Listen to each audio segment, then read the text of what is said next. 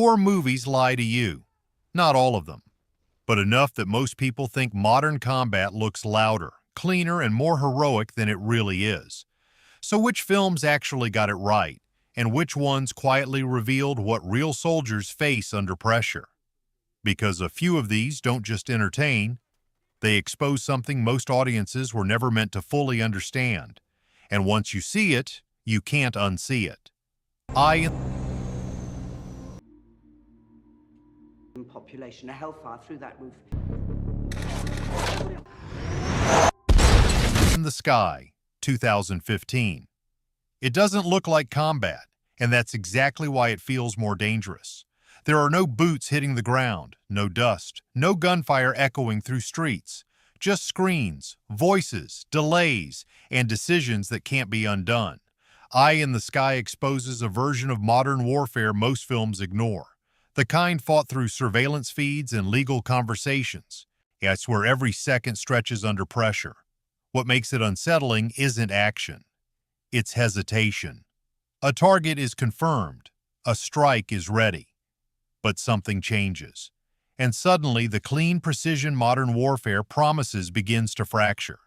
Because real combat isn't always about pulling the trigger, it's about deciding if you should.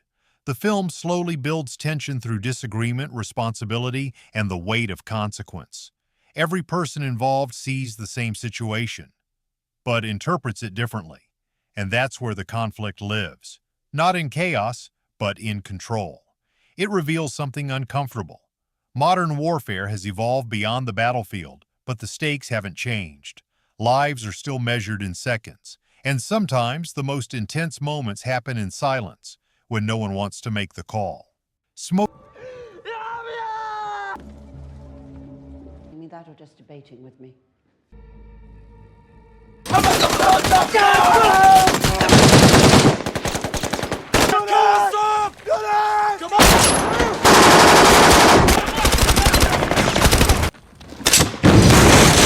Mosul, 2019. It doesn't introduce its characters. It throws you into their reality. Mosul doesn't pause to explain the war. It assumes you're already inside it, and that's what makes it feel immediate. The film follows Iraqi special forces during the fight against ISIS, but it strips away the usual structure. There are no speeches, no clear breakdowns, just movement, tension, and survival. What makes it powerful isn't just perspective, it's proximity. You're not watching from a distance. You're moving with them, room by room, street by street, never fully understanding what's coming next. And that uncertainty becomes the core experience.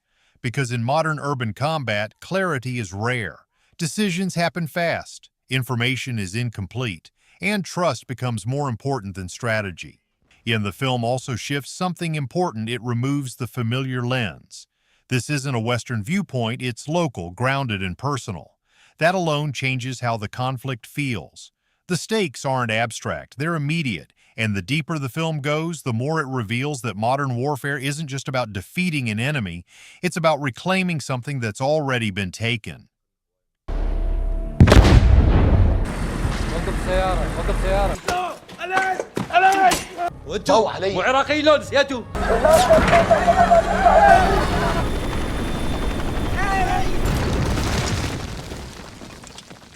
Two P1s required in Kazabak. Kajaki, 2014. Nothing moves, and that's the problem. Kajaki removes the one thing most war films depend on: momentum. There's no advancing line, no shifting battle, just a group of soldiers and a field they can't escape. What begins as a routine patrol turns into something far worse, triggered by a single step. And from that moment, everything slows down. Pain becomes constant. Movement becomes impossible. And time stretches into something unbearable. The film doesn't rely on enemies in sight. It builds tension from what's hidden. Landmines buried beneath the ground, invisible but absolute. Every decision carries risk. Every attempt to help could make things worse. And that's where the realism hits hardest. Modern combat isn't always about firefights. Sometimes it's about being trapped in a situation no training can fully prepare you for. The film focuses on communication, endurance, and the psychological strain of waiting, because waiting becomes the real enemy. Not knowing who will make it out, not knowing if help will arrive in time. It's quiet, controlled, and deeply unsettling, because once the situation begins, there's no way to reset it. Oh, my poor leg. Oi.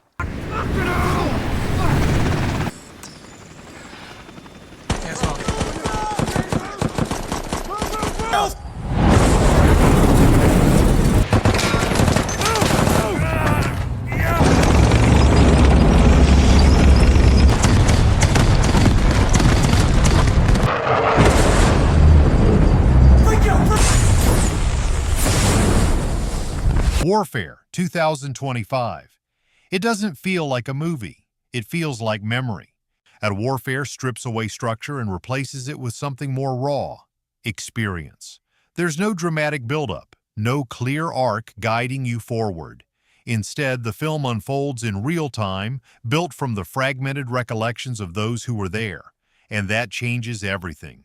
Because memory doesn't follow narrative rules. It jumps. It lingers. It repeats moments that never fully resolved.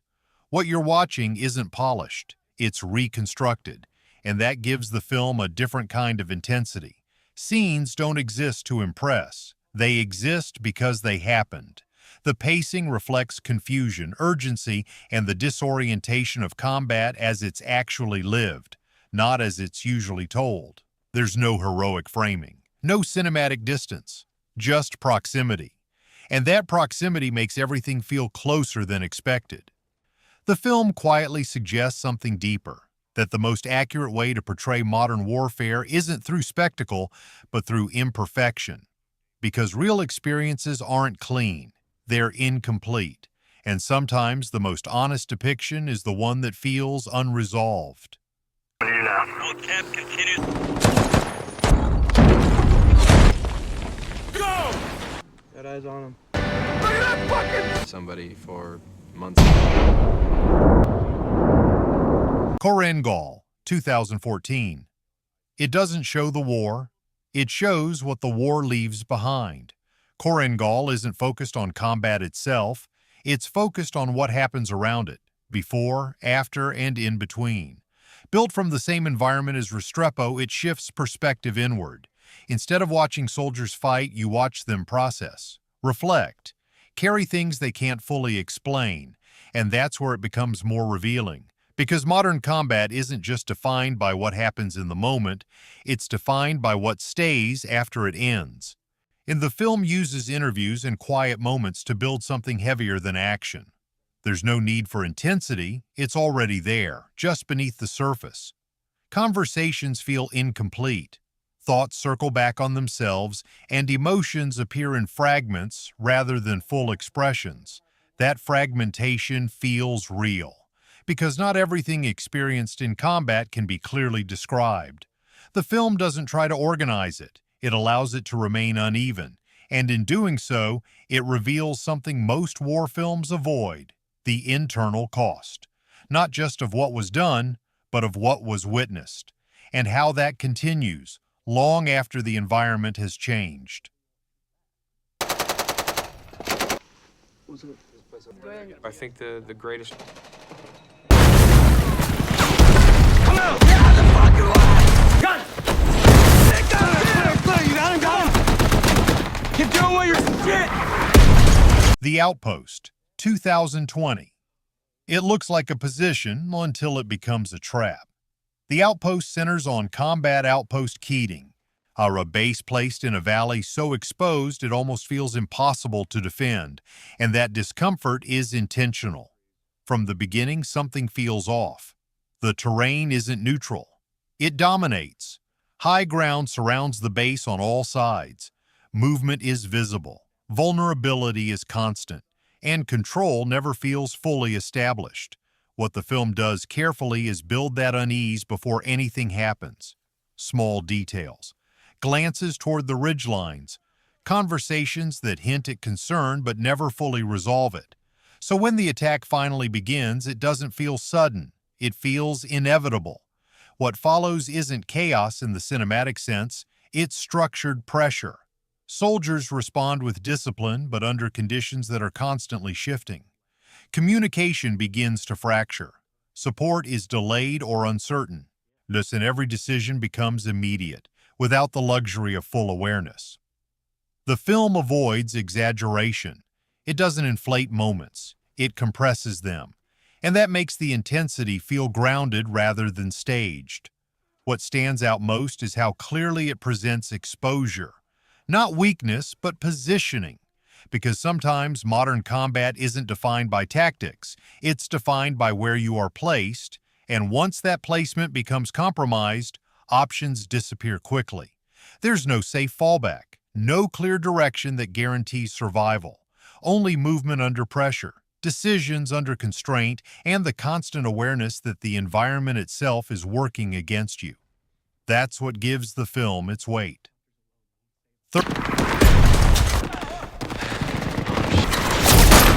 Pretty banged up. The medics are, And at night. Which means...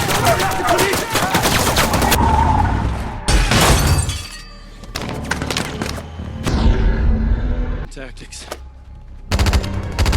13 Hours, The Secret Soldiers of Benghazi, 2016. It doesn't begin with battle. It builds toward it. 13 Hours is structured around anticipation rather than immediate action. From early on, the threat is present, but it isn't fully engaged, and that delay becomes the core tension.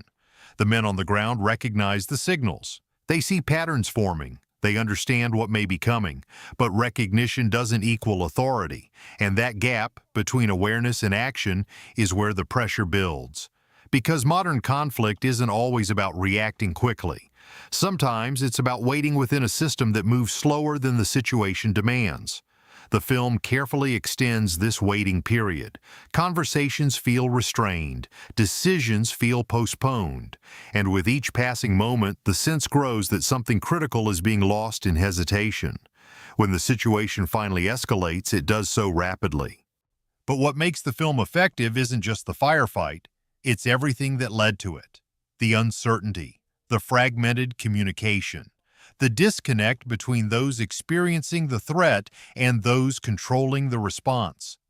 That mismatch creates a different kind of intensity, not just physical danger, but psychological strain, because knowing what needs to happen and being unable to act on it creates its own form of conflict, one that doesn't resolve cleanly.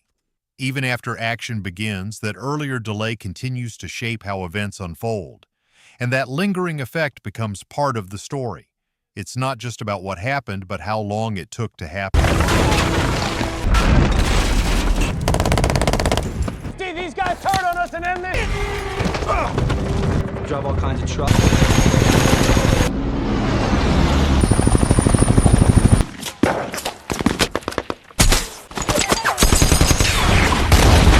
Lone Survivor, 2013. It starts as a mission and becomes something else entirely. Lone Survivor begins with clarity, a defined objective, a small, coordinated team, a plan that appears controlled and deliberate. Everything feels contained within expectation, but that sense of structure doesn't hold for long. What follows is a gradual breakdown, not a single catastrophic moment, but a sequence of complications that build on each other. A decision that leads to uncertainty, a delay that leads to exposure, and slowly control begins to slip. Communication weakens, positions become unstable, and the environment starts to dictate movement instead of the plan. The terrain plays a critical role. Steep, uneven, unforgiving, it turns every movement into effort. Every descent becomes risk. Every attempt to reposition carries consequence. And as the situation escalates, the ability to recover becomes more limited. What makes the film effective isn't just its intensity, it's its progression. There's no pause to regroup, no clear reset point, just a continuous movement deeper into instability. And that instability becomes the defining condition. because modern combat doesn't always allow time to adapt. Sometimes the situation changes faster than it can be processed, and once that shift occurs, strategy no longer drives decisions. Survival does. The film captures that transition with precision, not as a dramatic turning point, but as a quiet realization that the original objective no longer applies. And from that moment forward, everything is about getting out.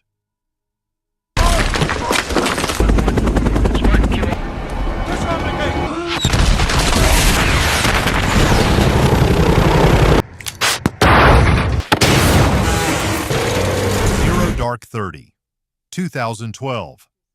The operation isn't the story, the process is. Zero Dark 30 reframes modern warfare by shifting focus away from direct combat and toward the system that makes it possible. It doesn't rely on constant action. Instead, it builds through accumulation, years of intelligence gathering, analysis, verification, and waiting, and that extended timeline becomes the tension. Because unlike traditional warfare, where events unfold in rapid succession, this process moves slowly, methodically, sometimes uncertainly. Information arrives in fragments, leads develop, then disappear. Patterns are questioned, reevaluated, and rebuilt, and throughout it all, there's no guarantee that any of it will lead to a definitive outcome. What makes the film compelling is how it presents this uncertainty without simplifying it. There are no clear turning points, no moment where everything suddenly aligns. Instead, progress feels incremental, small steps that only make sense when viewed over time, and even then, doubt remains. The final operation, when it arrives, feels different from typical portrayals. It isn't explosive or exaggerated. It's controlled, precise, almost restrained, and that restraint reflects the years behind it. Because the operation isn't just a mission, it's the result of a long, complex process involving multiple layers of decision-making. Analysts, field agents, commanders, all contributing pieces that only come together at the end. And even then, certainty isn't immediate. The film suggests something deeper, that modern combat doesn't begin on the battlefield. It begins long before, in the quiet accumulation of information that may or may not lead to action.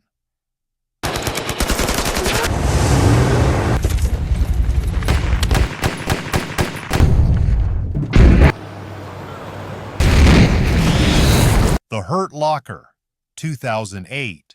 The threat is everywhere, and nowhere at the same time. The Hurt Locker doesn't present combat as something you run toward or away from. It presents it as something you exist inside. There's no front line here, no clearly defined enemy, just environments that feel normal on the surface, but never fully are. A street isn't just a street. A pile of trash isn't just debris. Every object carries potential, and that constant uncertainty becomes the core tension. The film focuses on explosive ordnance disposal, but it quickly becomes clear that the job is only partly technical. The real pressure comes from interpretation, reading situations that don't provide clear answers, making decisions without certainty, and accepting that hesitation can be just as dangerous as action. What makes the film unsettling is its rhythm. Similar setups repeat, but outcomes don't. And that inconsistency removes any sense of control. Patterns don't hold. Experience doesn't guarantee safety. Each moment resets the risk completely. And at the center is a character who doesn't avoid that instability. He moves directly into it. Not recklessly, but deliberately. And that creates a quiet internal tension that the film never fully explains. It doesn't label it. It doesn't resolve it, it simply presents it, and leaves the viewer to interpret what drives someone to operate in that space repeatedly. What emerges is a version of modern warfare that isn't defined by scale, but by proximity. Close decisions, immediate consequences. Where survival isn't dramatic, it's procedural, and even that procedure can fail without warning. The C4 and decorating.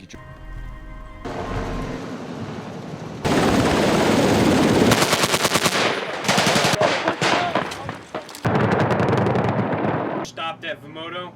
Restrepo, 2010. There's no script, because this isn't a story. Restrepo removes every layer that usually separates the audience from the experience of war. There are no actors stepping into roles, and no structured narrative guiding what you're supposed to feel. Just a real platoon stationed in one of the most volatile regions of Afghanistan, the Korangal Valley. And from the moment it begins, it doesn't introduce the environment. It places you inside it.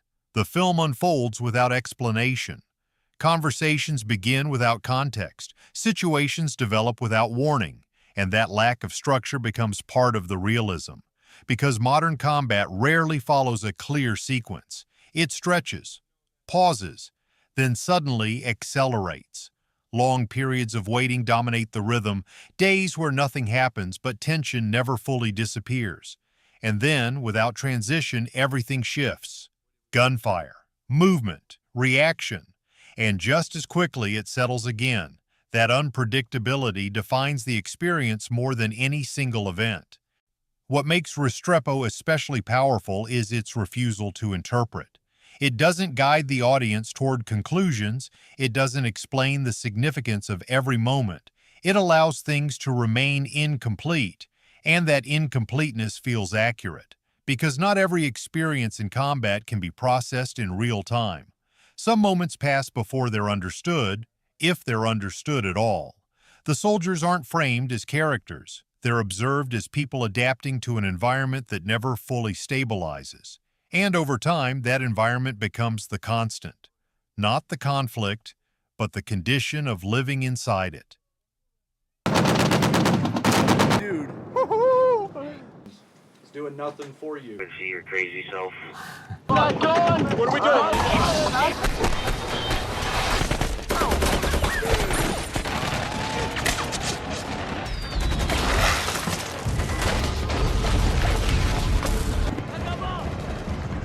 Black Hawk Down, 2001.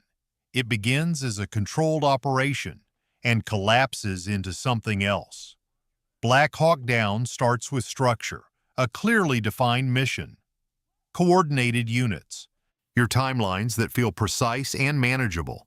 Everything appears contained, planned, under control, but that control is fragile, and the film reveals how quickly it can break. The shift doesn't come from a single overwhelming moment. It comes from a series of smaller disruptions, a delay, a miscommunication, a position that doesn't hold as expected. Each one seems manageable on its own, but together they begin to compound, and once that chain reaction starts, it becomes difficult to slow down. The environment plays a critical role. Urban terrain doesn't behave predictably. Visibility is limited, movement is restricted, and threats emerge from directions that aren't always visible in advance. The film captures this not through exaggeration, but through accumulation. The situation doesn't explode, it deteriorates. Gradually, then all at once. What makes it effective is how it maintains clarity for the audience while showing confusion within the operation itself. You understand the breakdown even as the characters struggle to piece it together, and that creates a unique tension. Watching a situation unravel in real time, knowing there's no simple way to reverse it. Communication becomes fragmented, objectives shift, survival replaces strategy, and the mission evolves into something unrecognizable from how it began. That's the reality it presents. Not just the intensity of combat, but the speed at which structure can dissolve and leave everything exposed. You've seen the action, but now you've seen the truth behind it. These films don't just show war, they reveal how fragile control really is. And the deeper you look, the more it changes what you think you understand. So which one felt the most real to you? And what did it reveal that others didn't? Keep the muscles hit! Pull them out! Do you understand? I am in Canada! Right! You stay close to that ammo, Brian!